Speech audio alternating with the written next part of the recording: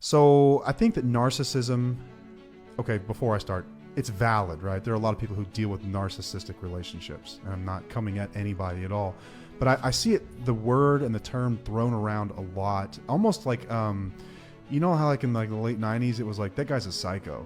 Like, Yeah. that's how they would refer to people who were just kind of like wheels off. Yeah. It's a psycho. Now, Yeah. now it's that guy's a narcissist. Yep. Like that's just become the accepted term for someone who is like selfish and they're just generally a pain in the ass. Mm-hmm. But real narcissism, narcissistic personality disorder, affects roughly 10% of the population. Mm-hmm. And we've had a lot of discussion about why that is too. If it seems so prevalent, then what could be driving some of this? And a theory that we have that we're going to dig into much more starting today, right now, here in this episode, is if you look at the behavior of a narcissist, you look at all the DSM-5 is it's essentially the Bible for diagnosing mental disorders. And if you look in the criteria, you wouldn't, if I covered up the chapter, you wouldn't know if you were reading about addiction or if you were reading about narcissism. Yeah.